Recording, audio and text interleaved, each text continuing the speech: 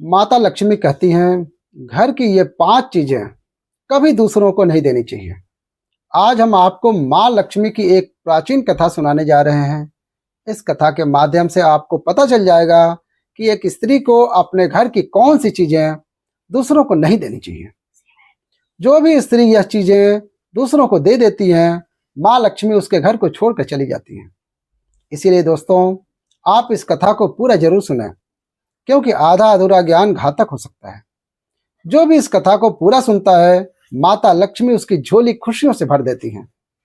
तो चलिए, बिना देरी किए आपको वह प्राचीन कथा सुनाते हैं।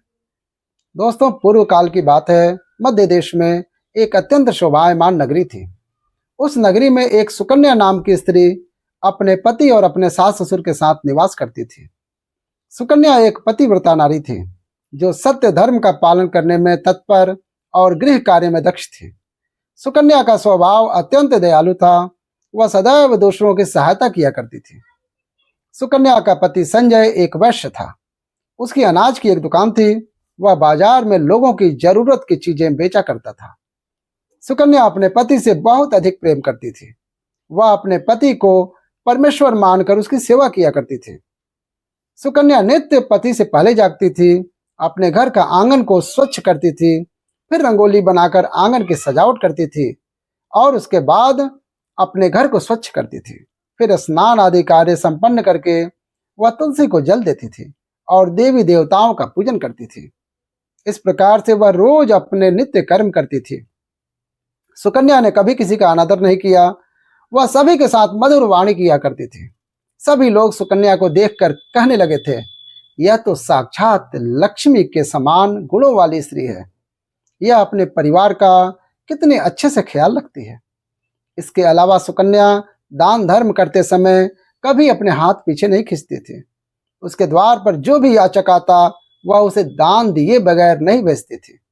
उसके द्वार से कोई खाली हाथ नहीं जाता था। जो भी भूखा उसके द्वार पर आता, वह उसे भरपेट भोजन करके ही लौटता था, जिससे उसके द्वार पर आए हुए सभी याचक अत्यंत प्रसन्न होकर उसे आशीर्वाद देकर लौट जाते थे। इतना ही नहीं, सुकन्या अपने पड़ोसियों की भी सहायता किया करती थी। उसके पड़ोस में जो भी गरीब और दुखी लोग रहते थे, उन्हें भी वह नित्य भोजन दिया करती थी। पड़ोसियों को जो जो चीजें लगती, सुकन्या बिना विचार किए ही दे दिया करती थी, जिस कारण से सुकन्या के पड़ोसी भी उसका बहुत अधिक सम्मान करते थे। वे कहते थे, अहो, यह सुकन्या तो साक्षात देवी है, देवी। साक्षात माँ अन्नपूर्णा ने ही सुकन्या के रूप में जन्म लिया है। लोग जब भी सुकन्या की प्रशंसा करते, तो वे सभी उसके विषय में अच्छी बातें ही कहते। लेकिन लोगों की बातें सुनकर भी सुकन्या ने कभी घमंड नहीं किया। वह उन सभी को आदर और सम्मान से ही बातें किया करती थी। फिर एक दिन की बात है। सुकन्या की एक पड़ोसन उसके घर पर आती है। सुकन्या उसका स्वागत करती है और बड़े प्रेम से उसे कहती है, हे बहन, हमारे घर में तुम्हारा स्वागत है। आज किस कारण से तुम्हारा मेरे घर पर आगमन हुआ है? यदि कोई वस्तु चाहिए तो मुझसे मांग लो, मैं तुम्हारी अवश्य मदद करूंगी। सुकन्या की पड़ोसन कहती है, हे सुकन्या बहन, आज मेरे घर पर बहुत सारे रिश्तेदार आए हैं। उनके लिए मैं भोजन बना रही हूँ। इसलिए मैं तुम्हारे पास रोटी बनाने के लिए चकला बेलन और तवा मांगने आई हूँ।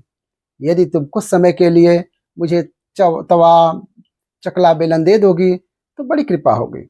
मैं कार्य हो जाने के बाद तुम्हें लौटा दूंगी। सुकन्या कहती है, हे बहन, इसमें क्या बड़ी बात है? अभी मुझे चकला बेलन की आवश्यकता नहीं है, इसलिए तुम मेरा चकला बेलन और तवा ले जा सकती हो।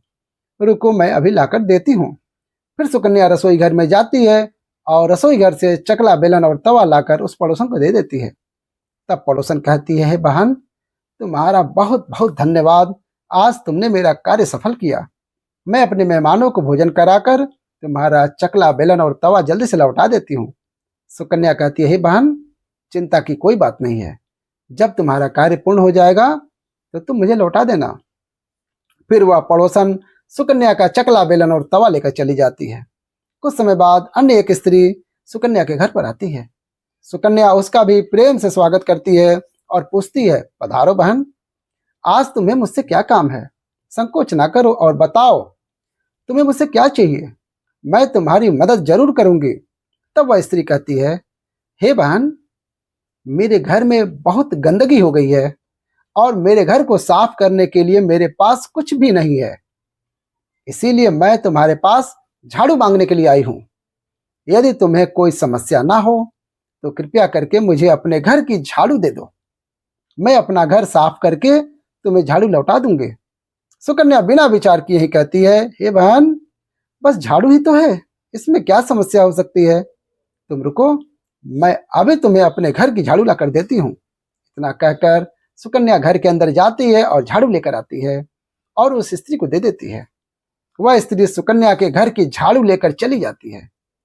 फिर कुछ देर बाद अन्य एक स्त्री सुकन्या के घर पर आती है। सुकन्या उसका भी बड़े प्रेम से स्वागत करती है। सुकन्या कहती है, पधारो बहन, क्या बात है, आज मेरे घर पर किस कारण से आना हुआ? तुम्हें जो कुछ भी चाहिए निसंकोच कहो, मैं तुम्हारी सहायता करने का अवश्य प्रयास करूंगी। तब वह स्त्री कहती है, हे सुकन्या बहन, तुम बड़ी ही दयालु हो। मैंने तुम्हारे बारे में बहुत सुना है और तुम सभी की मदद किया करती हो, इसीलिए मैं तुम्हारे पास एक छोटी सी मदद मांगने के लिए आई हूँ। सुकन्या कहती है, हे बहन, संकोच ना करो, तुम्हें जो कुछ भी चाहिए मांग लो। यदि मेरे बस में होगा तो मैं मना नहीं करूंगी, मैं तुम्हारी सहायता अवश्य करूंगी। तब वह स्त्री कहती है, हे सुकन्या बहन, आज मेरी बेटी को देखने के लिए लड़के वाले आ रहे हैं, इसीलिए मैं चिंता में हूँ। मेरे पास पहनने के लिए एक भी गहना नहीं है, तो मैं अपनी बेटी को क्या दूं? उसके पास पहनने के लिए अच्छे वस्त्र भी नहीं है, इसीलिए कृपया करके आप मुझे थोड़े गहने और वस्त्र उधार में दे दीजिए, केवल एक दिन के लिए। जब लड़के वाले देखकर चले जाएंगे तो मैं तुम्हारे गहने और वस्त्र लौटा दूंगी। उस पड़ोसन की बात सुनकर सुकन्या कहती है, बस इतनी सी बात है। हे बहन, चिंता ना करो, तुम्हारी पुत्री मेरी छोटी बहन की जैसी है, उसकी सहायता मैं अवश्य करूंगी। मैं अभी तुम्हें मेरे गहने और साड़ी देती हूँ, जिसे पहनकर तुम्हारी पुत्री राजकुमारी लगेगी। फिर सुकन्या अंदर जाती है, गहने और साड़ी लेकर आती है और उस पड़ोसन को दे देती है। वह पड़ोसन प्रसन्न होकर सुकन्या के गहने और साड़ी लेकर चली जाती है। फिर शाम हो जाती है और अन्य एक पड़ोसन सुकन्या के घर पर आती है। सुकन्या उसका भी बड़े प्रेम से स्वागत करती है और कहती है, पधारो बहन, आज किस कारण से मेरे घर पर आना हुआ? बताओ, मैं तुम्हारी किस प्रकार से सहायता कर सकती हूँ? तुम्हें जो कुछ भी चाहिए निसंकोच कहो, मैं तुम्हारी मदद जरूर करूंगी। वह पड़ोसन कहती है, हे सुकन्या बहन, तुम बड़ी ही दयालु हो और तुम सभी की मदद किया करती हो, इसीलिए मैं तुम्हारे पास आई हूँ। मेरा बच्चा भूखा है और उसे पिलाने के लिए दूध नहीं है, इसीलिए मैं तुम्हारे पास दूध मांगने के लिए आई हूँ। अगर थोड़ा सा दूध मिल जाता तो बड़ी कृपा होती। सुकन्या कहती है, अरे बहन, इसमें कौन सी बड़ी बात है, लो अभी मैं तुम्हें दूध देती हूँ। सुकन्या रसोई घर में जाती है और थोड़ा सा दूध लेकर आती है और उस पड़ोसन को दे देती है। वह पड़ोसन प्रसन्नता से उस दूध को लेकर चली जाती है। इस प्रकार से सुकन्या अपने सभी पड़ोसियों की मदद कर देती है और प्रसन्न होकर घर का काम करने में लग जाती है। फिर रात होते ही उसका पति घर पर लौट आता है। सुकन्या अपने पति को प्रणाम करती है और उसकी खूब सेवा करती है। रात को दोनों पति पत्नी आनंद से सो जाते हैं। फिर दूसरे दिन वे जागते हैं तो उन्हें एक बहुत बुरी खबर कानों में आती है, सुनाई देती है। एक आदमी दौड़ते हुए सुकन्या के घर में आता है और सुकन्या के पति से कहता है, हे भाई, कल रात को किसी ने आपकी दुकान को लूट लिया है, सारा माल गायब है। सुकन्या का पति एकदम से घबरा जाता है और दौड़ते हुए अपनी दुकान पर जाता है तो देखता है उसका सारा माल किसी ने लूट लिया है। वह देखता है कि दुकान पर रखा हुआ सारा धन भी चोरी हो चुका है। वह दुखी और निराश होकर घर पर लौटता है और सुकन्या को सारी बात बताता है, जिसे सुनकर सुकन्या बहुत दुखी हो जाती है। सुकन्या कहती है, आप चिंता ना कीजिए जी, हमारे घर में अभी भी बहुत सारा धन रखा हुआ है, जिससे आप फिर से व्यापार शुरू कर सकते हैं। फिर सुकन्या अपने घर की तिजोरी में देखती है तो वह भी पूरी तरह से खाली दिखाई देती है। उसके अंदर का भी सारा माल अब चोरी हो चुका था। यह देखकर सुकन्या बहुत दुखी हो जाती है। उसे समझ ही नहीं आता है कि यह कैसे हुआ। सुकन्या का पति उस पर बहुत क्रोधित हो जाता है और पूछता है, सुकन्या, सच सच बताओ, हमारे घर के अंदर रखा हुआ सारा पैसा कहाँ गया? सुकन्या कहती है, हे स्वामी, मैं घर पर ही थी, सारा धन तिजोरी में ही था। किसने इसे चुरा लिया पता नहीं। कृपया आप शांत हो जाइए, हम कोई ना कोई उपाय जरूर ढूंढ लेंगे। सुकन्या का पति कहता है, ये जो तुम दूसरे लोगों को घर बुलाकर खिलाती हो, अनजान लोगों को घर में बुलाती हो, उसी का फल है। उन्हीं में से किसी ने हमारे घर का सारा पैसा चुरा लिया है। क्रोध में आकर सुकन्या का पति उसे भला बुरा कहता है। सुकन्या की सास भी उसे बहुत कोसती है और कहती है, तुम ही इन पड़ोसियों को घर की चीजें देती रहती हो, बिना सोचे समझे किसी की भी मदद कर देती हो। उन्हीं में से किसी ने सारा पैसा चुरा लिया है। घर के सभी लोग सुकन्या को भला बुरा कहने लगते हैं। फिर सुकन्या अपने पति को दिलासा देती है और कहती है, हे नाथ, मैंने मेरे कुछ गहने पड़ोसन को दिए हैं, मैं उसके पास से गहने लेकर वापस आती हूँ। फिर सुकन्या उस गरीब पड़ोसन के पास जाती है तो देखती है उसके घर पर कोई नहीं होता है। वह स्त्री भी घर छोड़कर सुकन्या के गहने लेकर भाग गई होती है। सुकन्या निराश होकर घर लौटती है और अपने पति को सारी बात बता देती है। सुकन्या की बात सुनकर उसका पति आग बबूला हो जाता है और सुकन्या को भला बुरा कहने लगता है। सुकन्या का पति कहता है, हे सुकन्या, तुम बड़ी मूर्ख हो। तुम्हारे ही कारण हमारा सारा धन वैभव चला गया है। तुम्हारे दान देने की आदत के कारण हमारे ऊपर यह मुसीबत आन पड़ी है। अब तू इस घर में नहीं रह सकती है। तू अभी इसी क्षण इस घर को छोड़कर चली जा। सुकन्या कहती है, हे नाथ, आपके सिवा मेरा इस दुनिया में कोई नहीं है। मैं आपको छोड़कर कहाँ जाऊंगी। सुकन्या का पति कहता है, तू कहीं पर भी जा, लेकिन अब इस घर में तू नहीं रह सकती। तेरे ही कारण से मेरा सब कुछ बर्बाद हो गया है। तू इस घर में रहेगी तो बचा कुचा सब नष्ट हो जाएगा। सुकन्या अपने पति को हाथ जोड़कर विनती करती है, हे स्वामी, ऐसा ना कहिए। मैंने ऐसा कोई अपराध नहीं किया है। आपके बगैर मैं जीवित नहीं रह सकती। मुझ दासी को आप घर से ना निकालिए। लेकिन सुकन्या का पति उसकी एक नहीं सुनता है। उसे अपने घर से धक्के मार कर निकाल देता है और कहता है, अब तू इस घर से चली जा और लौट कर ना आना। चाहे तू किसी नदी में कूद कर अपनी जान दे दे, लेकिन अब तू इस घर में मेरे साथ नहीं रह सकती। फिर सुकन्या दुखी होकर रोते हुए अपने पति के घर को छोड़कर चली जाती है। चलते चलते सुकन्या माता लक्ष्मी के मंदिर में जाती है और माँ लक्ष्मी से प्रार्थना करते हुए कहती है, हे माँ, मैंने ऐसा कौन सा पाप किया है जो मेरी ऐसी दशा हुई है। हे माँ लक्ष्मी, मैं तो नित्य आपकी पूजा करती थी, फिर भी आपने मेरा घर क्यों छोड़ा। कृपया मुझे बताओ माँ, मैंने ऐसा कौन सा अपराध किया है जो आप मुझसे रूठ गई हो। फिर सुकन्या वहीं पर बैठकर सोचने लगती है, यदि मेरे पति मुझे स्वीकार नहीं करेंगे तो मैं जीवित रहकर क्या करूंगी। यदि मेरे ही कारण मेरे पति की दुर्दशा हुई है तो मुझे जीवित रहने का कोई अधिकार नहीं है। इतना सोचकर सुकन्या अपने प्राण देने के लिए नदी की तरफ जाने लगती है। नदी के पास जाकर सुकन्या माता लक्ष्मी से प्रार्थना करती है, हे माँ लक्ष्मी, अब मैं अपने प्राण देने जा रही हूँ। यदि मेरे द्वारा तुम्हारी पूजा में कोई कमी रह गई हो तो मुझे क्षमा करना। मैं अपने पति के बगैर जीवित नहीं रह सकती। इसी कारण अब मैं इस नदी में कूदकर अपने प्राण दे दूंगी। इतना कहकर सुकन्या नदी में कूदने ही वाली थी कि साक्षात माता लक्ष्मी उस स्थान पर प्रकट हो जाती हैं। माँ लक्ष्मी सुकन्या से कहती हैं, रुक जाओ सुकन्या, रुक जाओ पुत्री, तुम यह क्या कर रही हो। सुकन्या आंखें खोलकर देखती है कि साक्षात माता लक्ष्मी उसके सामने खड़ी हैं। माँ लक्ष्मी के दर्शन करके सुकन्या बहुत प्रसन्न हो जाती है और माँ को बारंबार नमस्कार करते हुए कहती है, हे माँ लक्ष्मी, मुझे क्षमा करो, मैं बहुत बड़ा पाप करने जा रही थी। देवी लक्ष्मी कहती हैं, हे सुकन्या, मनुष्य को स्वयं अपने प्राण नहीं लेने चाहिए, यह महापाप है। ईश्वर ने जो शरीर प्रदान किया है उसे ऐसे नष्ट नहीं करना चाहिए। सुकन्या कहती है, हे माँ, मैं विवश हूँ। मेरे पति ने मेरा त्याग किया है और स्त्री को अपने पति को छोड़कर नहीं रहना चाहिए। मैं अपने पति को छोड़कर जीवित नहीं रह सकती। इसी कारण से अपने प्राण देने जा रही हूँ। देवी लक्ष्मी कहती हैं, हे सुकन्या, मैं सब कुछ जानती हूँ और यह भी जानती हूँ कि तुम्हारे पति ने तुम्हारा त्याग क्यों किया है।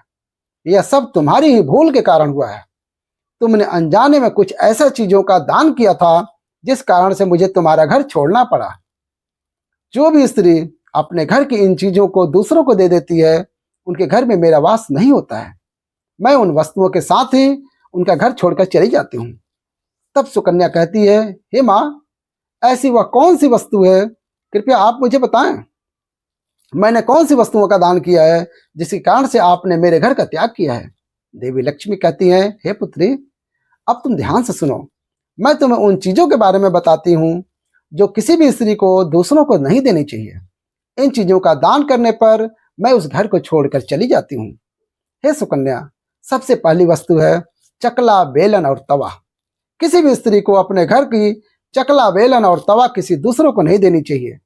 रसोई घर में इन वस्तुओं का महत्व सबसे अधिक होता है। इन वस्तुओं की पवित्रता सदैव ही बनी रहनी चाहिए। इन्हीं वस्तुओं से भगवान विष्णु को प्रसाद बनाया जाता है और तवे पर बनी पहली रोटी भी गाय को खिलाई जाती है। इसीलिए इन वस्तुओं को हमेशा स्वच्छ और शुद्ध रखना चाहिए। दूसरों को देने पर यह अपवित्र हो सकती है और फिर इनका उपयोग करना अशुभ फल प्रदान करता है। इसीलिए सुकन्या, तुमने अपने रसोई घर के चकला, बेलन और तवा को अपने पड़ोसन को देकर पहली सबसे बड़ी भूल की है। आगे माँ लक्ष्मी कहती हैं, हे सुकन्या, अब तुम दूसरी वस्तु के विषय में सुनो। तुमने अपनी पड़ोसन को अपने घर में रखी हुई झाड़ू भी दे दी, जिस वस्तु में मेरा सदैव वास होता है। जो वस्तु मुझे सबसे अधिक प्रिय है, तुमने उसे ही दूसरे को दे दिया, तो फिर मैं तुम्हारे घर में कैसे ठहरती? हे सुकन्या, जो स्त्री अपने घर की झाड़ू दूसरों को देती है, मैं उसके घर को त्याग देती हूँ। झाड़ू से घर की स्वच्छता की जाती है और जहाँ पर स्वच्छता होती है उसी स्थान पर मेरा वास होता है। ध्यान में रखना सुकन्या, घर में झाड़ू को हमेशा छिपा कर रखना चाहिए। झाड़ू पर बाहरी व्यक्ति की दृष्टि भी नहीं पड़नी चाहिए। झाड़ू एक अत्यंत पवित्र वस्तु है। इसे पैर नहीं लगाना चाहिए और इसे कभी विष्ठा आदि प्रकार की गंदगी नहीं साफ करनी चाहिए। माँ लक्ष्मी कहती हैं, हे सुकन्या, अब तुम तीसरी वस्तु के बारे में सुनो जो एक स्त्री को कभी दूसरों को नहीं देनी चाहिए। वह वस्तु है आभूषण। एक स्त्री को अपने आभूषण किसी अन्य महिला को नहीं देने चाहिए। मैं सदैव ही आभूषणों में वास करती हूँ। स्त्री के 16 श्रृंगार में गहनों का बहुत अधिक महत्व होता है। एक विवाहित स्त्री को अपने आभूषण कभी किसी अन्य स्त्री को पहनने के लिए नहीं देने चाहिए। जो स्त्री अपने आभूषण किसी अन्य स्त्री को देती है, उसके जीवन में दुर्भाग्य आता है। हे सुकन्या, अब मैं तुम्हें चौथी वस्तु के विषय में बताती हूँ। किसी भी मनुष्य को शाम हो जाने के बाद कभी भी सफेद रंग की वस्तुओं का दान नहीं करना चाहिए, किंतु तुमने शाम के समय में दूध का दान किया था। शाम को दूध का दान करने से जीवन में दुर्भाग्य आता है। शाम को सफेद रंग की चीजें दान करने से मनुष्य में जीवन में अशुभ काल आता है। माँ लक्ष्मी कहती हैं, हे सुकन्या, अब मैंने तुम्हें उन सभी वस्तुओं के बारे में बता दिया है जिनका कभी दान नहीं करना चाहिए। ये वस्तुएं कभी दूसरों को उधार में अथवा उपयोग के लिए नहीं देनी चाहिए। सुकन्या कहती है, हे माँ लक्ष्मी, मुझसे बड़ी भूल हो गई है। मैं इन बातों से अनजान थी। कृपया मुझे क्षमा करो और मुझे प्रायश्चित करने का उपाय बताओ। देवी लक्ष्मी कहती हैं, हे सुकन्या, तुमने प्रायश्चित पहले ही कर लिया है, इसीलिए अब तुम अपने घर पे लौट जाओ। मैं तुम्हें तुम्हारा संपूर्ण वैभव और धन संपत्ति लौटा देती हूँ। इतना कहकर माँ लक्ष्मी उस स्थान से अंतर्ध्यान हो जाती हैं। फिर सुकन्या माँ लक्ष्मी को धन्यवाद करती है और उस स्थान से घर की तरफ जाने लगती है। तभी उसका पति ढूंढते हुए उसी की तरफ आ रहा होता है। वह सुकन्या के पास आकर उससे क्षमा मांगता है और कहता है, हे सुकन्या, मुझे माफ कर दो। मैंने तुम्हें बहुत भला बुरा कहा था। तुम तो साक्षात देवी के समान हो। माँ लक्ष्मी की कृपा से हमें अपना सारा धन वैभव वापस मिल गया है। जिन लोगों ने हमारा धन लूटा था, उन सभी ने हमारा धन हमें लौटा दिया है और तुम्हारा नाम लेते हुए क्षमा मांगी है। यह सुनकर सुकन्या बड़ी प्रसन्न होती है और अपने पति के साथ घर पर लौट जाती है। माँ लक्ष्मी की कृपा से सुकन्या के घर में फिर से सुख समृद्धि आती है और उसके बाद से सुकन्या ने अपने घर की ये 4 चीजें कभी दूसरों को नहीं दी। तो दोस्तों, उम्मीद है आपको ये कथा पसंद आई होगी। वीडियो को लाइक जरूर करें और कमेंट में जय माता लक्ष्मी जरूर लिखें। साथ में चैनल को सब्सक्राइब करके बेल आइकन जरूर दबाएं। आप सभी का धन्यवाद। हर हर महादेव।